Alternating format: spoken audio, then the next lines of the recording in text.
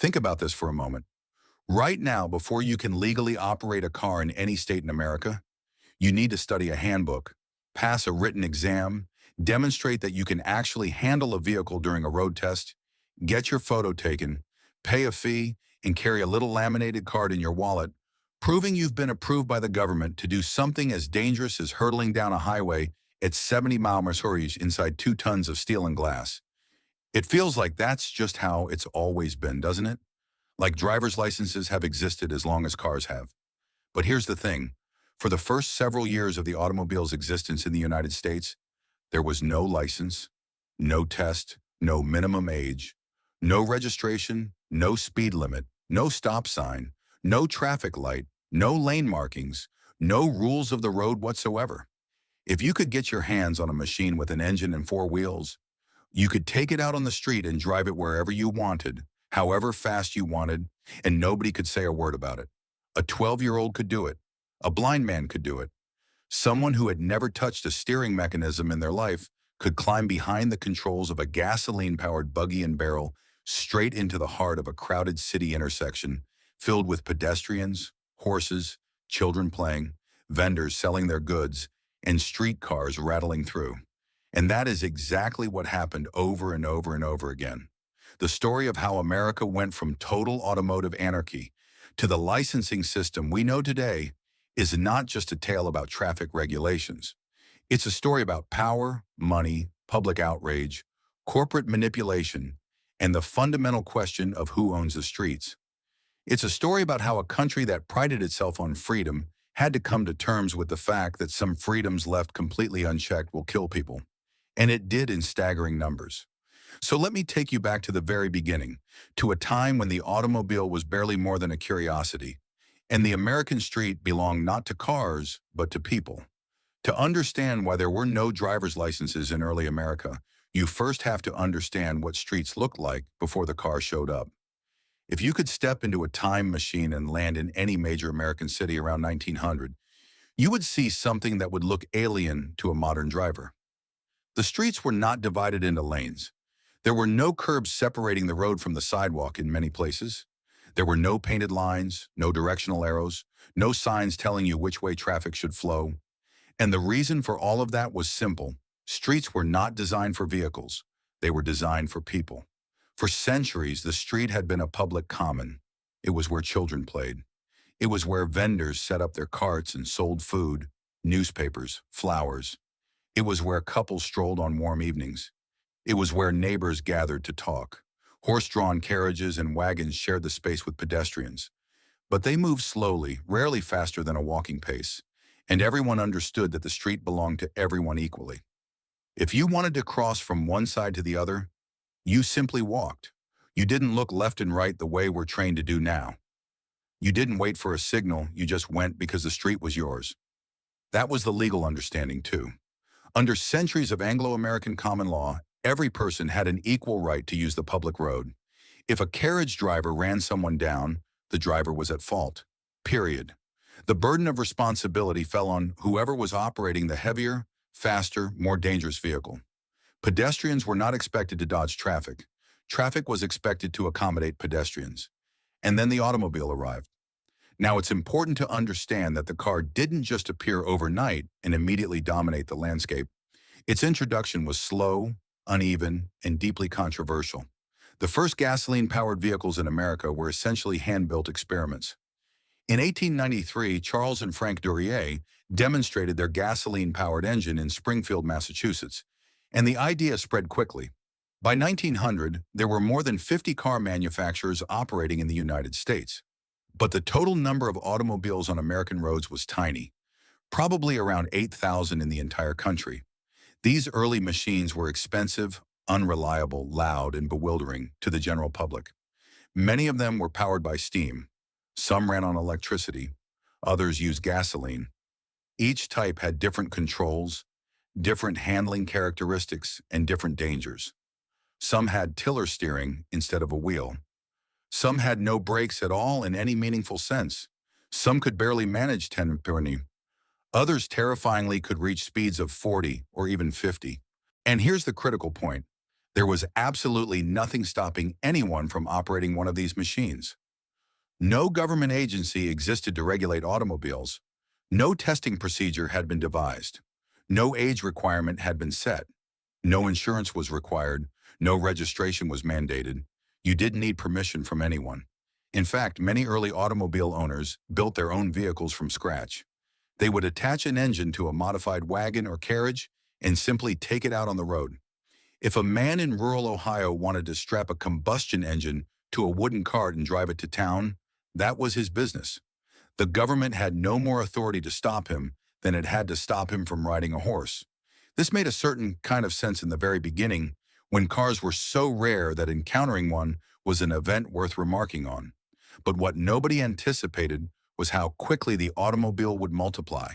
And when it did, the consequences were catastrophic. The first recorded automobile accident in the United States happened in 1891 when an inventor named John William Lambert was driving one of America's earliest gasoline-powered vehicles in Ohio City, Ohio. He hit a tree root, lost control, and slammed into a hitching post. Thankfully, nobody was seriously hurt. But that incident, minor as it was, foreshadowed what was coming, because as more cars appeared on the roads, the accidents became more frequent, more violent, and more deadly. The first recorded automobile fatality in America came on the evening of September 13, 1899.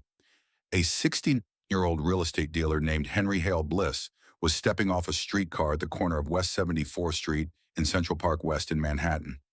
As he turned to help a fellow passenger down from the step, an electric-powered taxicab designated Automobile Number 43 came barreling past. The cab struck Bliss and knocked him to the pavement. Both wheels rolled over his head and chest. He was rushed to Roosevelt Hospital, but the surgeon who examined him said the injuries were too severe. Henry Bliss died the next morning. The driver, a man named Arthur Smith, was arrested and charged with manslaughter. He was later acquitted on the grounds that the death was unintentional. Now think about the details of that incident for a moment. The year is 1899. There are no traffic lights. There are no stop signs. There are no speed limits. There are no lane markings. There is no driver's license. The man operating the taxi cab has never been tested on his ability to drive. He has never been evaluated by any authority. He may have had 5 minutes of experience behind the controls or 5 years. Nobody knows. Nobody checked. And a man is dead because of it. The New York Times headline the next day read simply, "Fatally hurt by automobile." It was the first. It would not be the last. By 1901, Connecticut passed what is generally considered America's first speed limit law, capping automobile speeds at 12 mph in cities and 15 in rural areas. The law wasn't as restrictive as it sounds because most cars at the time couldn't go much faster anyway, and there were only about 400 automobiles on American roads. But within a few years, that number would explode. By 1909, there were 200,000 motorized vehicles in the United States. By 1916, that number had mushroomed to 2.25 million, and by 1920, there were over 8 million registered automobiles on the road. The growth was breathtaking, and the infrastructure, the laws, and the public consciousness could not keep up. It was in this chaotic environment that the very first driver's licenses appeared. In 1903, Massachusetts and Missouri became the first two states to require that drivers carry a license to operate an automobile. But let me be very clear about what these early licenses actually were. They were not what you think of when you hear the word license today. There was no test. There was no exam. There was no evaluation of any kind. You simply walked into a government office, paid a small fee, and they handed you a piece of paper with your name on it. That was it. The license was essentially an identification card. It proved that you had registered as a driver. It said nothing, absolutely nothing, about whether you were actually capable of driving. Also in 1903, New York began requiring what it called an operator's certificate for motor vehicles. The cost was $1 and you had to carry it while driving. But again, no test, no demonstration of skill, no proof of competence. You just paid your dollar and you were officially a licensed driver. The certificate was more like a receipt than a qualification. The first woman to receive a driver's license in the United States was Anne Rainsford French Bush, who got hers in 1900. Life magazine reported decades later that she never even got a dent in any of her vehicles, which frankly puts her ahead of most drivers even today. But for the vast majority of American states, even this bare minimum requirement of carrying a license didn't exist for decades. In 1909, Pennsylvania became the first state to set a minimum age for driving, establishing it at 18 years old. Before that, there was literally no age requirement anywhere. A 10-year-old could operate an automobile, and some did. But Pennsylvania's age restriction was the exception, not the rule. Most states did nothing. Meanwhile, the streets were descending into chaos. Picture what it was like to navigate an American city in, say, 1910. There are no stop signs. The first stop sign wouldn't appear until 1915 in Michigan, and it looked nothing like the red octagon we know today. It was a small black sign with white lettering. There are no traffic lights. The first electric traffic signal wouldn't be installed until August 5, 1914, at the intersection of Euclid Avenue and East 105th Street in Cleveland, Ohio. Designed by a man named James Hogue, it featured just two colors, red and green, with the words "Stop and Move" displayed on it. A police officer sitting in a booth on the sidewalk had to manually flip a switch to change the signals. There are no lane markings. The first painted center dividing line didn't appear until 1911 in Michigan. There are no left turn signs. The first one wouldn't show up until 1916 in Buffalo, New York. There are no brake lights on the cars themselves. Drivers have no way of signaling their intentions to anyone around them. Into this void of regulation, automobiles poured by the thousands, and the death toll began to mount with sickening speed. In the summer of 1908, in just 2 months, 31 people were killed in car crashes in Detroit alone. So many were injured that the numbers went unrecorded. By 1917, the city of Detroit and its surrounding suburbs had an estimated 65,000 cars on the road, resulting in 7,271 accidents. 168 of those were fatal. 4 of the victims were pedestrians. And this was just one city. Nationally, the carnage was staggering. By 1913, the same year Henry Ford's assembly line began churning out Model Ts at an unprecedented rate. Over 4,000 people died in automobile crashes across the United States, and the numbers kept climbing. By 1920, with more than 8 million vehicles on American roads, over 15,000 people were killed in car crashes in a single year. In the 1920s alone, car drivers killed more than 200,000 Americans. To put that in perspective, that's roughly the number of Americans who died in combat during the entirety of World War I. Except these deaths were happening on American streets in American neighborhoods, often right in front of people's homes and businesses. The public reaction was not what you might expect. Today, we tend to think of car accidents as an unfortunate but inevitable part of modern life.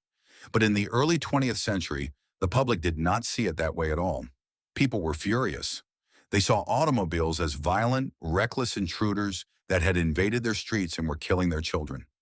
Newspapers regularly printed the names and addresses of drivers who killed pedestrians. In some cities, angry mobs pulled reckless drivers from their cars and beat them.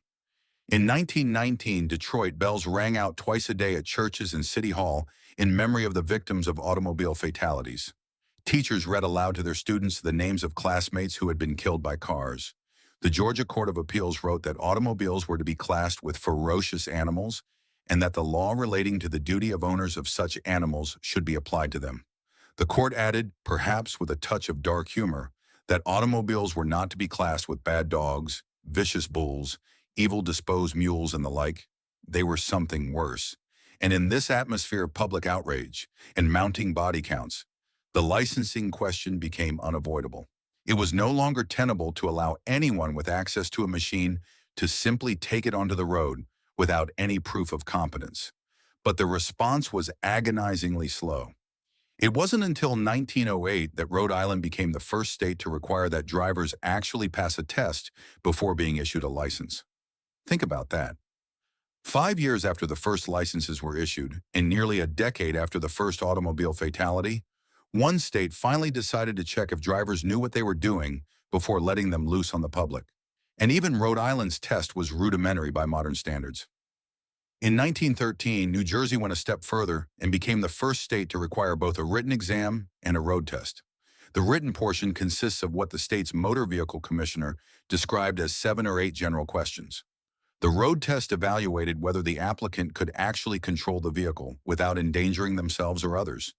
The commissioner expressed confidence that other states would follow New Jersey's lead and that testing would reduce the number of accidents. He was right about the first part, but the process would take decades. Because here is the astonishing truth. The adoption of driver's licenses and driving tests across the United States was not a swift, coordinated national response to a public safety crisis. It was a painfully slow state-by-state slog that dragged on for over half a century. By 1930, a full 27 years after Massachusetts and Missouri issued their first licenses, only 24 of the 48 states required a license to drive a car, and only 15 of those states required drivers to pass any kind of exam. That means that in 1930, in more than half the states in the country, you could still get behind the wheel of a car with no license, no test, and no proof that you had ever driven before. Some states were shockingly late to the game. Missouri, one of the first 2 states to require a license way back in 1903, didn't require drivers to actually pass a driving test until 1952. That's nearly 50 years of issuing licenses. That meant absolutely nothing. South Dakota didn't start requiring driver's licenses at all until 1954, making it the last state in the country to do so. And it didn't institute a driving exam until 1959 after 240 people died on its roads in a single year. Alaska didn't require driving tests until 1956. Arizona held out until 1951. Illinois waited until 1953. Wisconsin until 1956. These are not obscure frontier territories. These are major American states that waited until well into the second half of the 20th century to require even the most basic proof that drivers could operate their vehicles safely. The question is, why did it take so long? And the answer takes us into one of the most fascinating and disturbing chapters of American cultural history, because the delay was not accidental. It was in large part engineered. You see, as the death toll from automobile accidents skyrocketed in the 1910s and early 1920s, a powerful new political force was emerging in America. The automobile industry, along with its associated network of dealers, oil companies, tire manufacturers, road builders, and driver associations, began to organize into what historians call Motordom. And Motordom had a problem. The public hated cars. People saw automobiles as deadly machines that had stolen their streets and killed their neighbors. Anti-car sentiment was reaching a fever pitch. City councils were debating proposals to install mechanical speed governors on all cars, limiting them to 15 or 20 miles per hour. Politicians were agitating for strict regulations that would severely curtail where and how cars could operate. Car sales actually dropped by 12% between 1923 and 1924. After years of steady growth, the automobile industry was facing an existential threat, and not from a competitor, but from the public itself. Motordom's response was one of the most successful public relations campaigns in American history. Instead of accepting responsibility for the carnage on the streets and advocating for stronger licensing, better training, and more rigorous testing, the automobile industry decided to do something much more radical. They decided to change who got blamed. For centuries, as we discussed, the legal and cultural understanding had been that streets belonged to pedestrians. If a driver hit a pedestrian, the driver was at fault. But the auto industry set out to reverse this. They launched a coordinated campaign to shift the blame from drivers to pedestrians. The goal was simple but audacious. Convince the American public that it was not the car's fault when it killed someone. It was the pedestrian's fault for being in the way. The auto industry's most potent weapon in this campaign was a single word: jaywalker. Now, the term jay in the early 20th century was a slang word for a country bumpkin, a rube, an unsophisticated fool. It was an insult. When the automobile industry and its allies began calling pedestrians who crossed the street outside of designated areas jaywalkers, they were deliberately humiliating them. They were saying that anyone who walked in the street where cars were driving was a stupid hick who didn't know how modern life worked. The campaign was shockingly comprehensive. The National Automobile Chamber of Commerce has distributed free accident statistics to newspapers, carefully framed to shift responsibility from drivers to pedestrians. Auto clubs produced cards and handed them to Boy Scouts to distribute on street corners, warning pedestrians to cross only at designated crossings. At public safety events, actors dressed in outdated rural clothing were mocked as jaywalkers, with Model Ts jokingly bumping into them while crowds laughed. In the 1922 Detroit Safety Week parade, the Packard Motor Car Company rolled out a massive tombstone float that read, "Erected to the memory of Mr. J. Walker. He stepped from the curb without looking." The campaign worked with devastating effectiveness. Historian Peter Norton, who studied this period extensively in his book, Fighting Traffic, documented how newspaper coverage shifted almost overnight.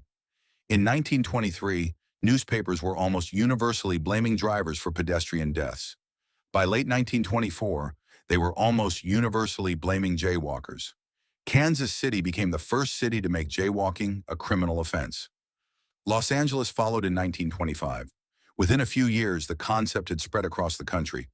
The street, which had belonged to everyone for centuries, was now the exclusive domain of the automobile. Pedestrians were trespassers in their own public space, and this had a direct effect on the licensing debate, because if the problem was pedestrians, not drivers, then there was less urgency to impose strict licensing requirements on drivers. The industry's position was clear. The car was not the problem. The solution was not to restrict who could drive, but to restrict who could walk where.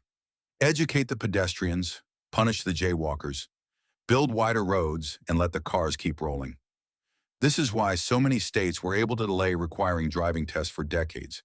The political pressure to do so was being systematically undermined by an industry with enormous financial resources and a genius for public messaging. But the carnage continued, and eventually the laws caught up. Not because the auto industry had a change of heart, but because the numbers became impossible to ignore. Motor vehicle fatality rates in the United States did fall by more than 50% between 1914 and 1930, largely because of the introduction of traffic signals, stop signs, lane markings, and other infrastructure improvements. But the total number of deaths kept climbing because there were simply so many more cars and drivers on the road each year. Let's talk about some of those infrastructure innovations because they are part of the same story. The first electric traffic signal, as I mentioned, was installed in Cleveland on August 5, 1914. It was designed by James Hogg and consisted of 4 pairs of red and green lights controlled manually by a police officer sitting in a booth. It had a buzzer that warned when the signal was about to change. The Cleveland Automobile Club declared that it was destined to revolutionize the handling of traffic in congested city streets, and they were right. But even this innovation was incomplete. Switching directly from green to red was dangerous because cars already in the intersection had no time to clear out. It wasn't until 1923 that an African-American inventor named Garrett Morgan patented a 3-signal traffic light that included a third position, an all-top signal that halted traffic in every direction before the light changed. Morgan had witnessed a severe accident at a Cleveland intersection and understood that the existing 2-light system wasn't safe enough.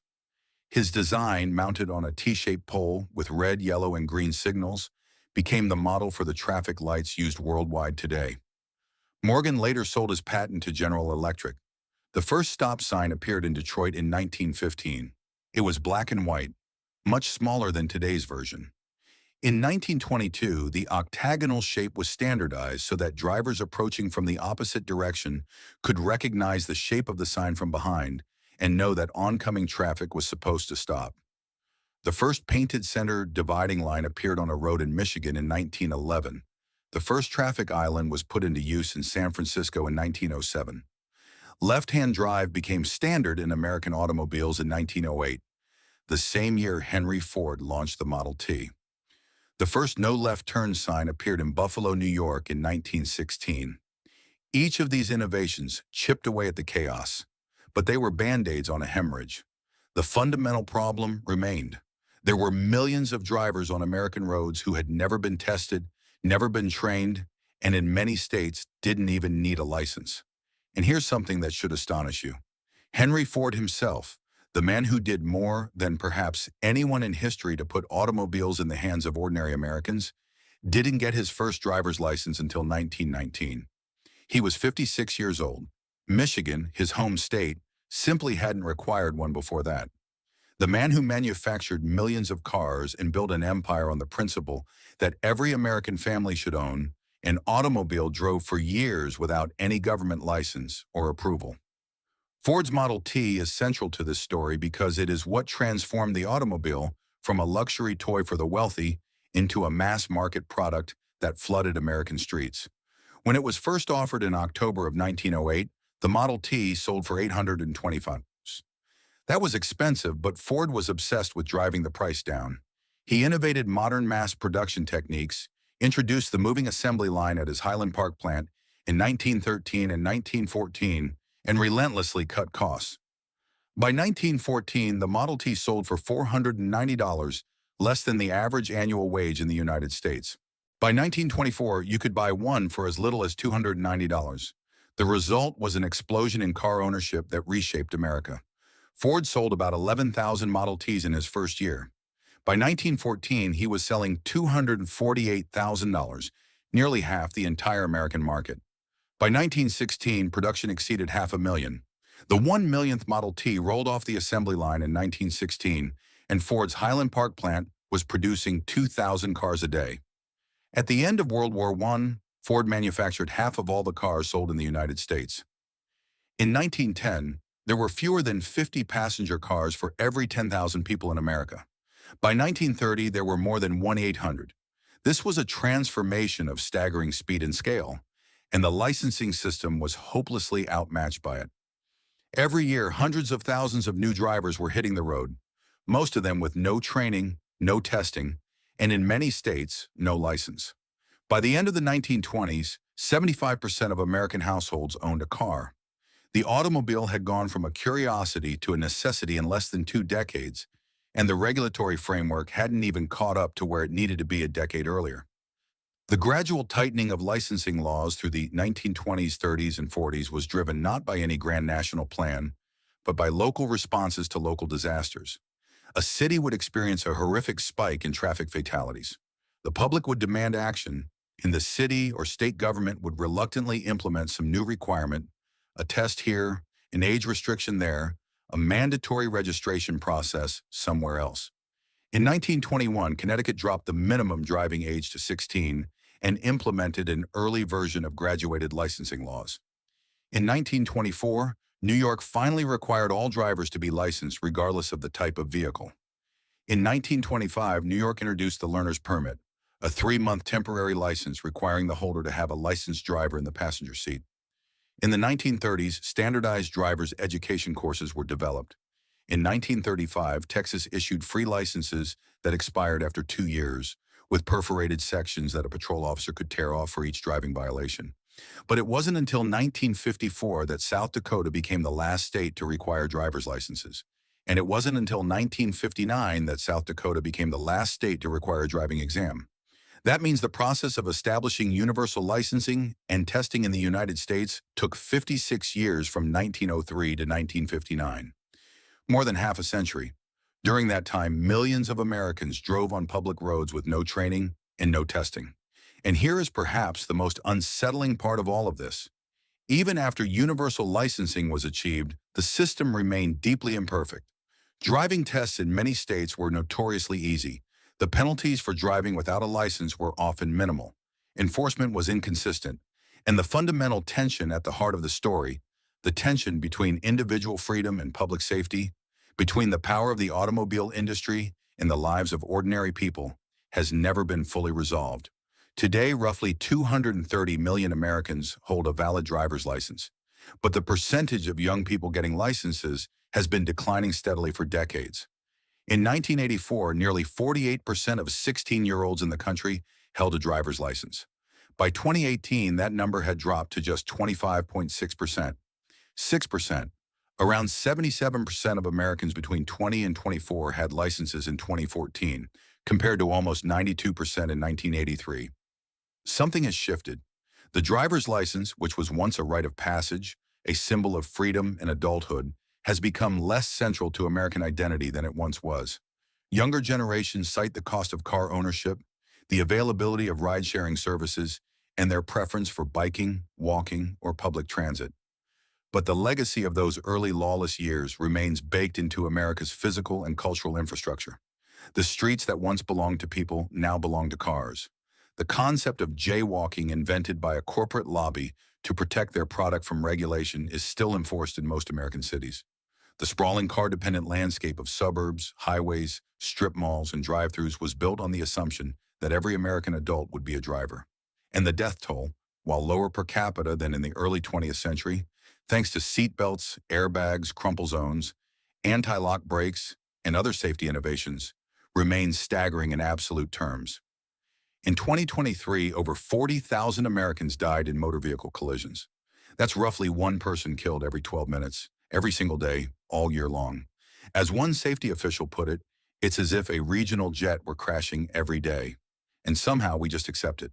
So when you think about the fact that America had no driver's license until 1903, and that it took until 1959 for every state to require a driving exam, you're not just learning a quirky historical fact.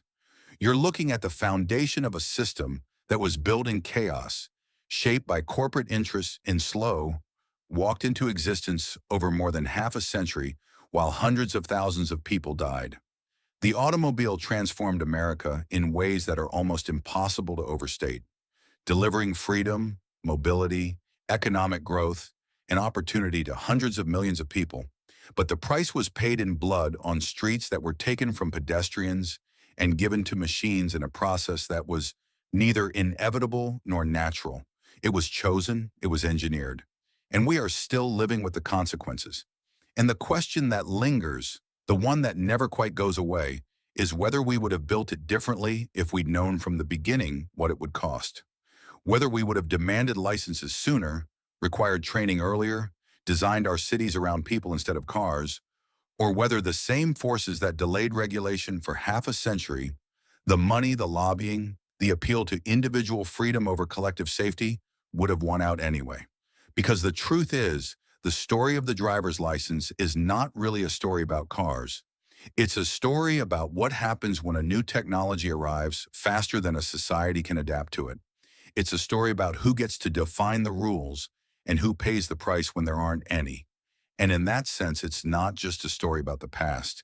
It's a story about right now. If this history of the road has changed how you view the streets beneath your feet, please subscribe and like the video. We are uncovering the hidden layers of the past that shaped our world today. Join us as we dig deeper.